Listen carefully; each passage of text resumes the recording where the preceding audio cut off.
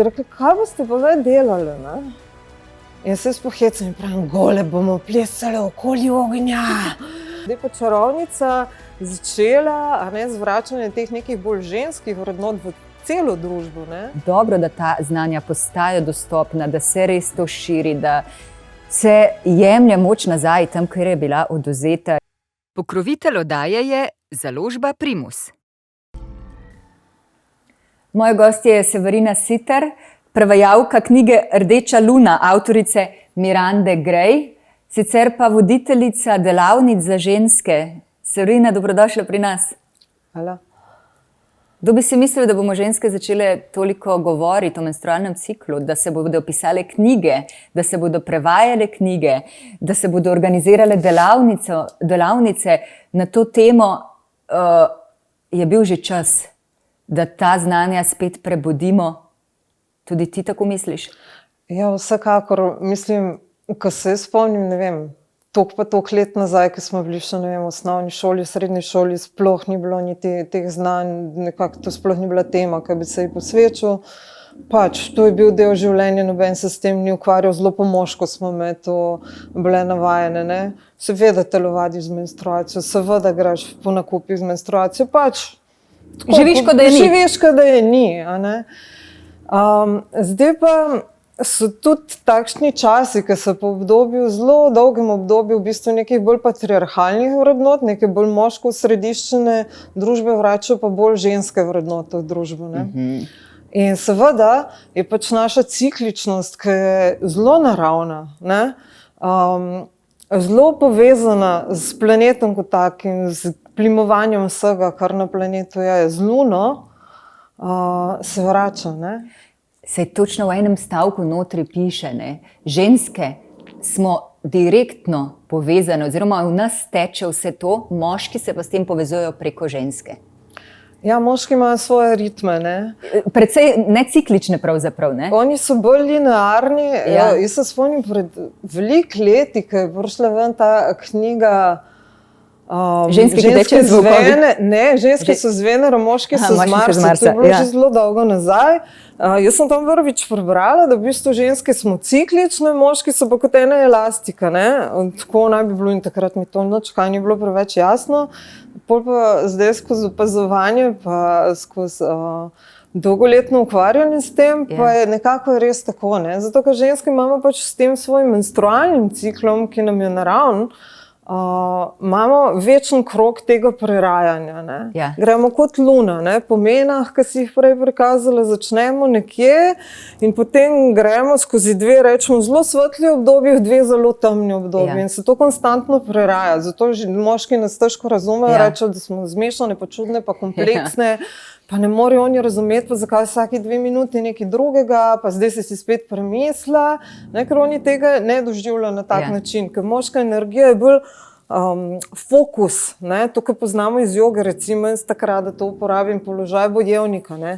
To je fokus, to je usmerjena energija, ki rešuje probleme, ki vidi cilj, medtem ko je ženska bolj vodna, bolj obljive stvari, se zlijo okrog, išče neke druge poti, ne. Ja. Sta pa komplementarni. Seveda, eno brez drugega ne gre, ampak zanimivo nekako še pred desetletji je bil en sram povezan z menstrualno krvjo. Koliko deklic je bilo sram?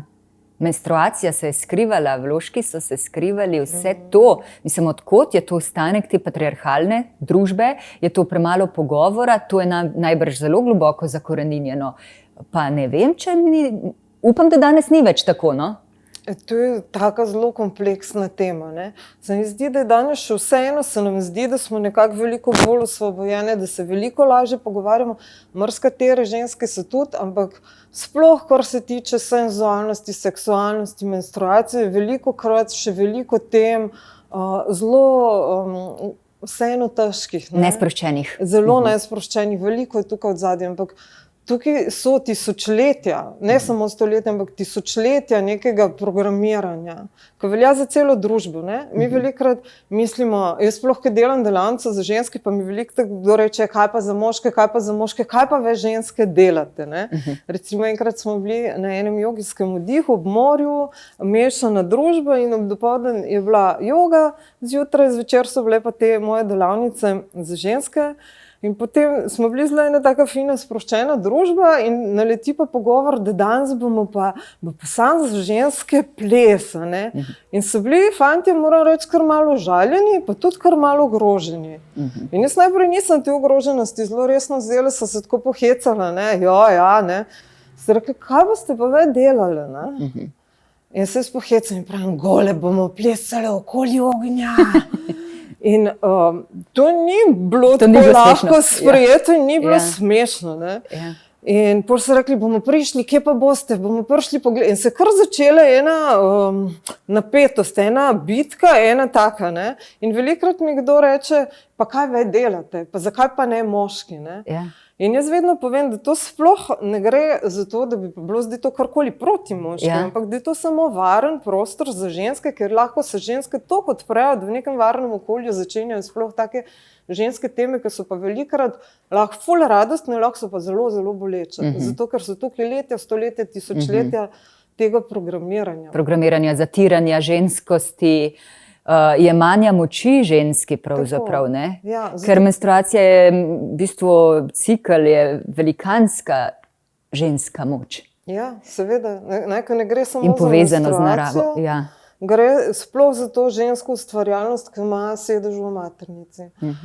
In zdaj ta ustvarjalnost je strašno močna, pa tle ne govorimo samo o nekem umetniškem ustvarjanju, ampak je sploh ta kreativna sila, ki rojeva nova življenje.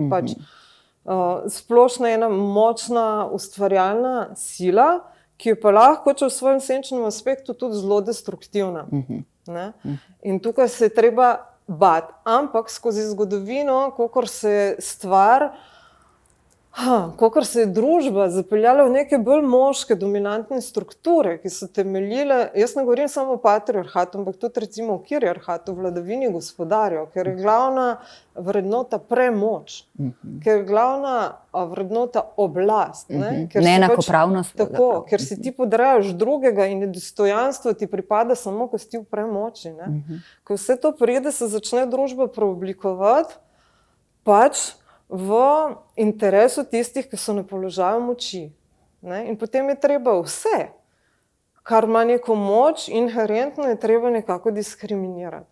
To poznamo skozi lovne čarovnice, skozi zatiranje, ne samo žensk, tudi moške se je zatiralo, tiste, ki so bili mogoče poimenovani kot neki heretiki, ali pa kot neki vrači, ali pa kot neki šamani, ljudje, ki so imeli stik z močjo, recimo tudi vse neke kulture, ki so imeli dostop do nekih bolj magičnih, do nekih bolj močnih aspektov, so eno kratko potegnile. Ali bi preganjene, ali kaznovane, ali zrinjene na obrobje, skratka nekako utišene. Vsekakor, zato so res to zelo, zelo dragocena znanja in je vredno v njih govoriti, ker marsikdo bo rekel, pa kaj iz te menstruacije ti delaš, zdaj tako dramo. Pa zdaj tlele filozofijo, pa 200 knjig na to temo. Kaj pa to rabiš? Se to je že bilo od začetka časa, ženska menstruacija. 200 let jo že imaš, kaj boš zdaj začela potem brskati? Ampak ni tako, ne? Seveda, ni tako enoplastno, ne? Ni tako enoplastno,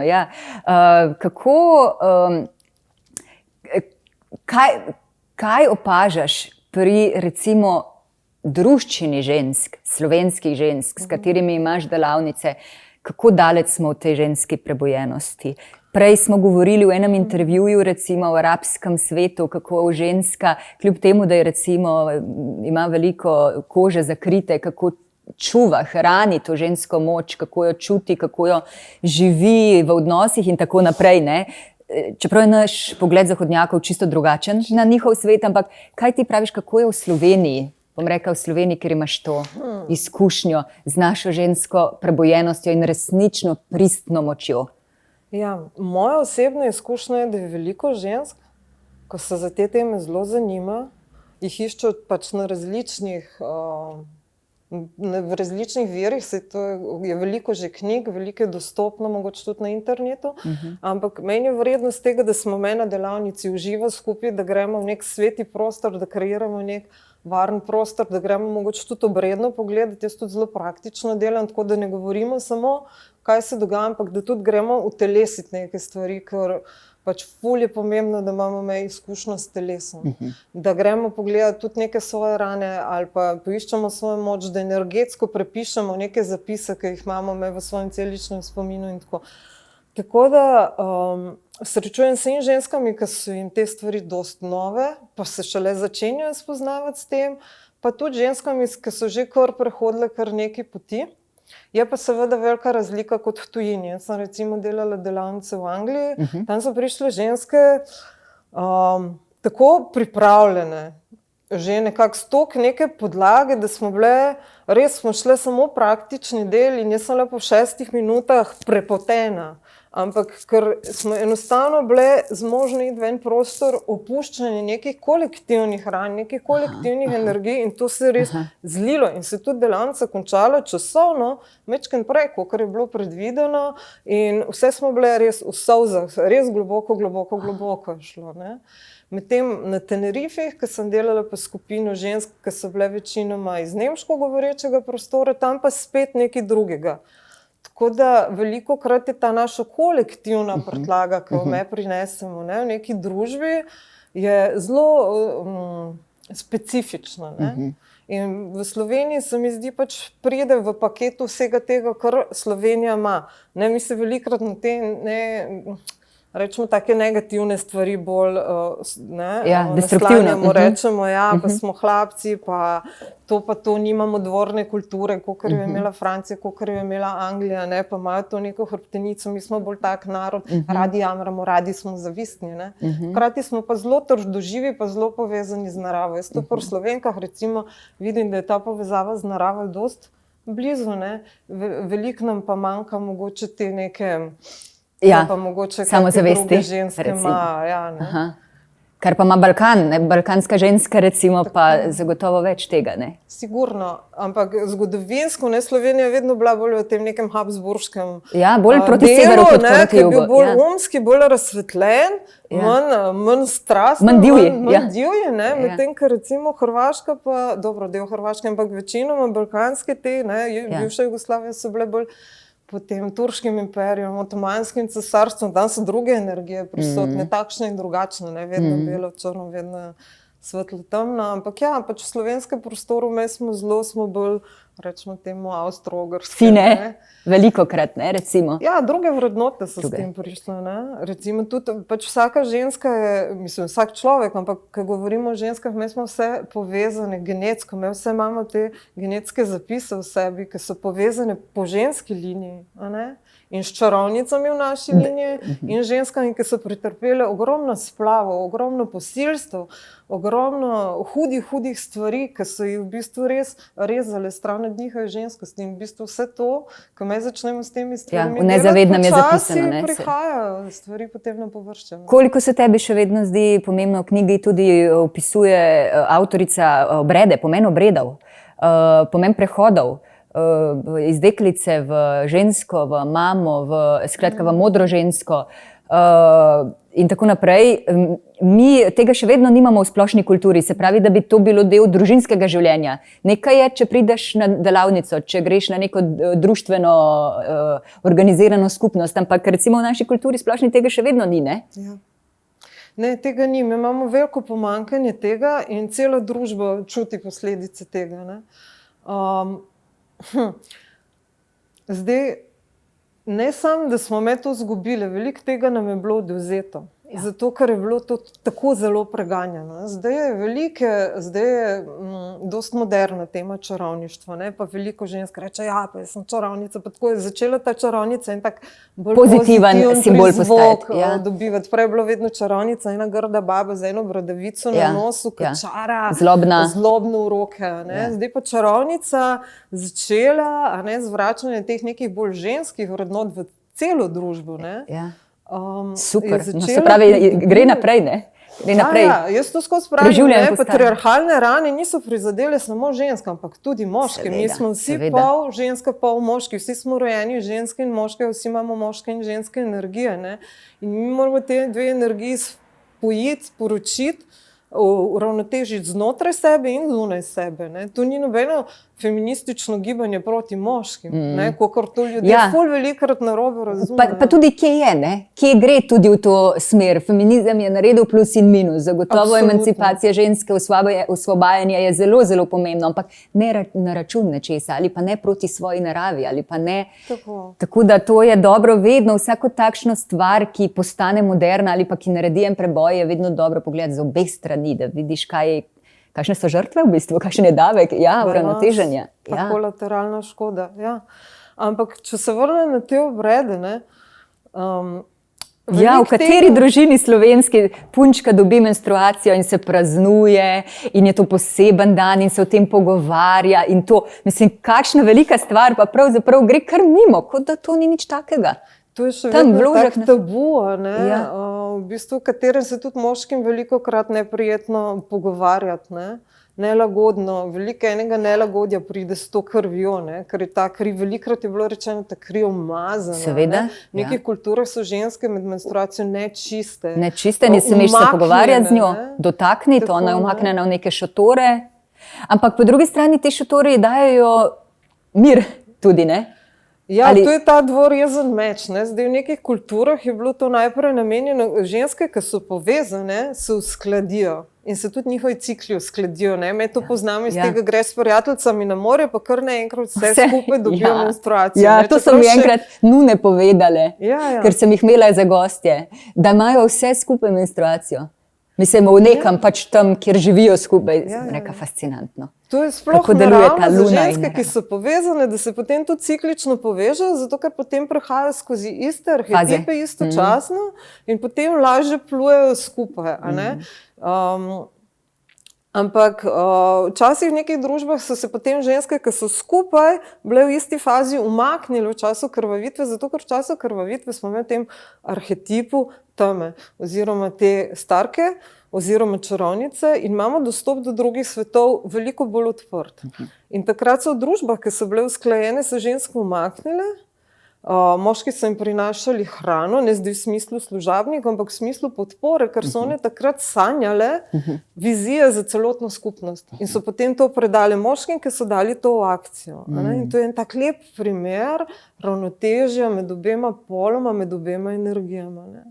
Potem, ko se je pa začela demonizacija ženskosti, se je začelo pa ženske umikati, so se morale prisilno umakniti, velikokrat so jih umaknili že v prvi menstruaciji, pa veliko let potem tudi niso imele dostopa do skupnosti in so bile označene za kontaminirane, za tiste, ki uročijo moški in so se moški začeli tega bati.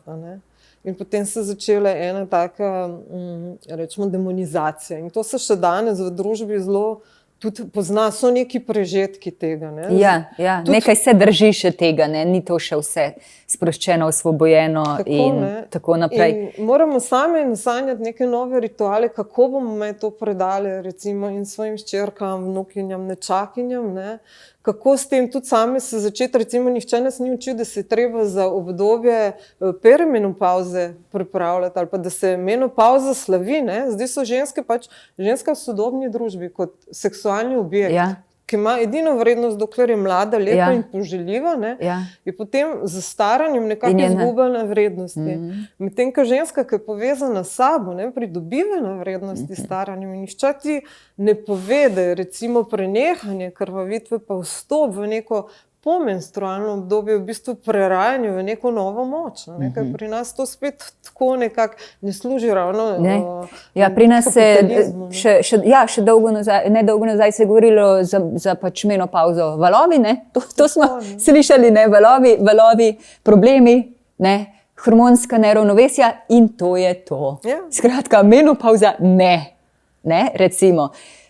Ta ozadja, dobro, da ta znanja postajajo dostopna, da se res to širi, da se jemlje moč nazaj, tam, kjer je bila odvzeta in to res zelo, zelo toplo pozdravljam. Severina, po tvoje, kaj bi bilo, kaj ti svojim ženskam nekako razdeliš kot nek nasvet, kako preživeti menstruacijo? Recimo, če imaš takrat zelo pomembne sestanke, če takrat moraš za cel dan iti na smučanje, recimo, ker pač družina gre na smučanje, zdaj pa ti imaš pa prvi dan menstruacije močno. Kako to prinesti v sodobno življenje? Ja, dobro, zdaj korona je nekaj drugega, to covidno obdobje, ko smo vsi umaknjeni, ampak recimo, da tega ni. Ja. Prihaja, mislim, da je v planu še prevod od naslednje Mirandine knjige, ki so točno na to osredotočite optimizirana ženska, tako da tja še pridemo, ampak zelo odvisno od vsake ženske pač posamezno, ne? Zdaj, kako se ona s tem sooča, koliko so njene menstruacije boleče, koliko se ona čuti tle povezano, ne? Ampak meni se zdi fino, ker se začnemo mi s tem spoznavati, potem zelo razumemo tudi cikle, ne? Miranda da v knjigi en tak koledarček, kjer si lahko to pišeš in potem zelo dobiš hitro pregled nad svojim ciklom, če pa že dlje časa smo recimo v stiku s tem, potem pa že nekako poznamo te svoje cikle, začnemo že ta neka obdobja pri sebi prepoznavati, ne? Pač, kot si prej rekla, ne? Za pač konec krvavitve si vemo, joj, valovi, oblivanja, vročina, tečna, ne vem, porejena, ne vem, same take neke negativne konotacije, nič ni, kar bi te opolnomočalo. Isto pri menstruaciji boli, vložki, ne moreš smučati, ne vem, same take neke negativne so. Ampak v bistvu je krvavitev ali pa obdobje pred krvavitvijo, to sta ta dva temna dela cikla, rečemo temu jesen pa zima. Ne? In to je, kakor je v naravi jesen, ko se začne zemlja pripravljati na nek umik vase, ali pa zima, ko se vse gre v korenine, vse potihne, drevesa so brez veje, zgleda mrtvo, vse zgleda mrtvo, ampak nekje v globini je zelo, zelo, zelo živo. Ne? Mora počivati, da se pregnete, da se prekompostira, da se prekroji, transformira, da lahko spomladi znova pride ven. In tako je isto pri ženski nekako obdobje tik pred menstruacijo in obdobje krvavitve. In če se mi temu ne posvečamo, nastopi ta zloglasni PMS. Zato, ker vse nas kliče navznoter, vse te kliče, ustavi se, umiri se, prestavi sestanke, prestavi onžur, dej to delavnico drugam, boš to poklicala kasneje, pejt noter. Me pa ne, me pa delamo tako, kot smo pač naučeni v tem svetu. Treba je biti produktiven, treba je biti aktiven, treba je biti usmerjen, treba je ciljno delovati, treba je proizvajati. Treba je 100% se držati teh načrtov, ki smo si jih zadali, in če vmes kaj pride, pač pa stisniti, pa pritisniti, pa zdržati. Ampak to je delovanje v moški energiji, ki je potrebno, ampak je mogoče bolj rezervirano za svetle dele cikla, za pomlad, za poletje, se pravi za obdobje takoj po menstruaciji, za obdobje ovulacije, ko smo na čisto enih drugih hormonih. In ko se moramo dobro je, da se umaknemo, zdaj pa, tako kot si rekla, če je planirano smučanje, v redu, če je planirano neki sestanki, neko delo v redu, ampak da si vzameš vse, kolikor si lahko, pa če je to 2 uri, če je to 4 ure, če lahko 1 ali pa 2 dneva. V nekaterih državah se govori o plačanem bolniškem dopustu za ženske za prvi ali pa za prve 2 dni menstruacije. Recimo. Ker takrat se me nahranimo in če se imamo imeti čas počiti, bomo vse teh 2 dneh ali pa 3 dneh naredili, bomo naredili 3-krat boljše malo kasneje. Prav se pozna cel mesec naprej v bistvu, kako preživiš ta ciklus, v kakšnem miru oziroma v kakšnem stiku z temi silami. To me zanima, recimo pravijo pa ženske nekatere, jaz sploh ne vem, da imam menstruacijo, jaz delam vse, nič ne čutim. Pa zdaj ne vem, a je to super ali je to problematično. V smislu, da sploh ne čutiš več tega telesa, da si ga utišal, da ne čutiš več te cikličnosti, da si jo tako natreniral, ali je vseeno dobro čutiti te razlike, ki se ti v telesu iz tedna v teden, te spremembe, ki se dogajajo, so zelo močne. Mi smo kot družba vsi, ampak ženske sploh še bolj, zato ker smo naravno bolj ciklični, naravno prehajamo skozi te hormone, veliko bolj kot moški. In se stvari v nas veliko bolj dinamično dogajajo. In mi smo naučene, da jih lahko prezremo v bistvu in se to smatra kot nekaj pozitivnega. Kot uspeh pa v Ampak resnici to se ni. lahko zelo maščuje. Ne?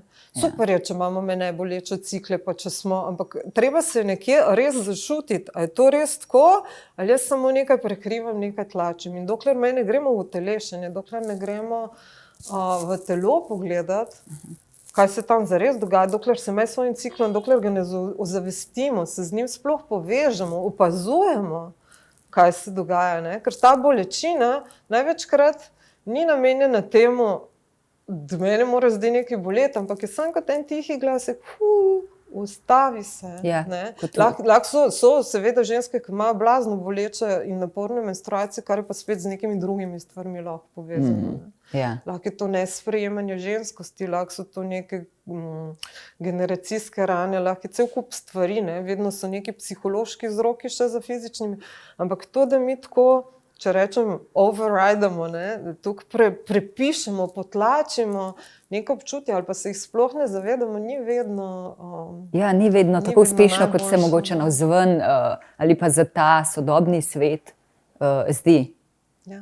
Je pa to potrebno v neki družbi, ki je konstantno produktivna, proizvaja, troši. Ja, samo zdaj vidimo, kam nas je to pripeljalo v bistvu. Vedno bolj, ne. Svetovno gledano, globalno gledano, vidimo, kam nas je to pripeljalo.